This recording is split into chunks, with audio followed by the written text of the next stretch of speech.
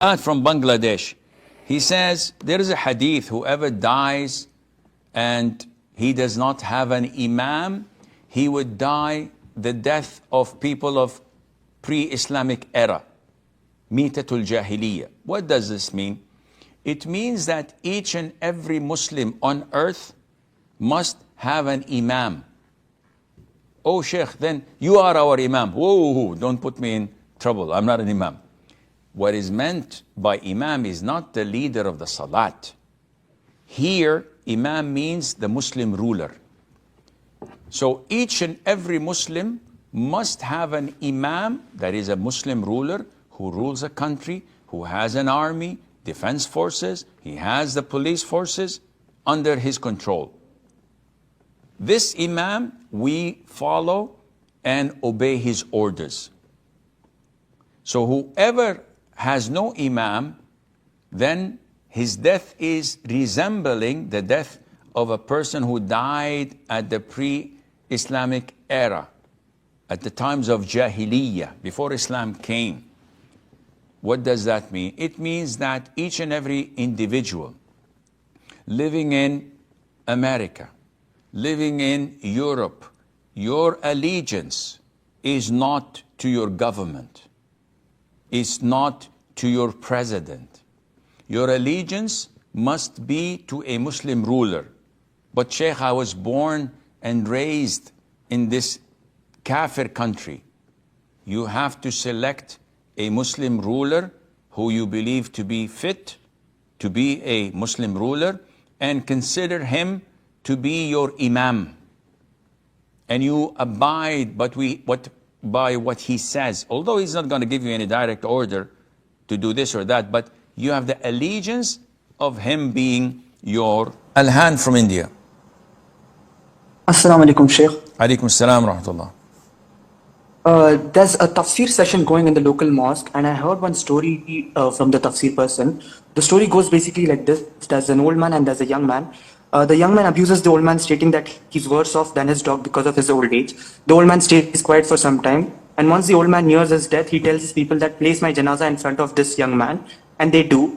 And once they have placed the janazah in front of the young man, the old man who's died in his janazah wakes up and tells the young man that I have died upon Iman, because of which I'm better than your dog. If I had died upon anything else than Iman, I would have been worse off than your dog. So is this story authentic? Can I take knowledge from such places of tafsir in my local mosque, Sheikh? No, this comes straight from Bollywood, akhi. This is not tafsir. Someone dying and waking up only to tell the one who insulted him a few years back, hey, I'm back. And guess what? You're going to face something bad in your life, and then he goes back to death. This is straight from Bollywood, with some music and rolling on the ground and jumping over trees and stopping trains. That would be something that would be fruitful and box office hit. But does it have anything to do with Islam? Definitely not.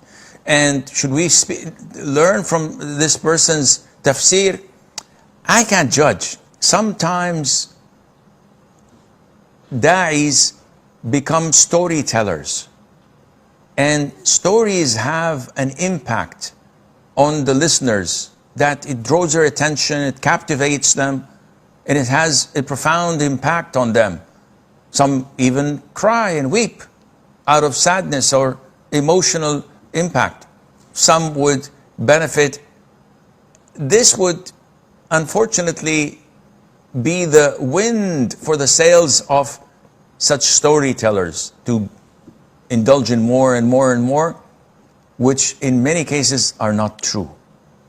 But their intention does not justify the means. And therefore, it's not something that is beneficial because it's not part of the authentic knowledge. Nevertheless, do we cross out this individual because he used a story he thought that would have a good and positive impact on those listening to him? I wouldn't say that would be fair. Maybe the man has knowledge. Maybe it's a mistake he made. So we have to evaluate the whole thing, and Allah knows best. Assalamu alaikum, Sheikh. Alaikum salam wa rahmatullah. Sheikh, this is a question my father wanted me to ask you.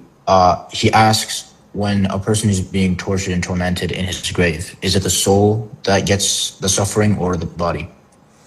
This is an issue of the unseen. However, the Ahlul Sunnati wal Jama'ah say, in this life, the body gets the enjoyment and the torment mostly, and the soul gets partially. In the Barzakh, which is in the grave, the soul gets the enjoyment and the punishment mostly, and there is partial part of it on the body because it's decomposed, it's becoming not there anymore, but there is some part of that.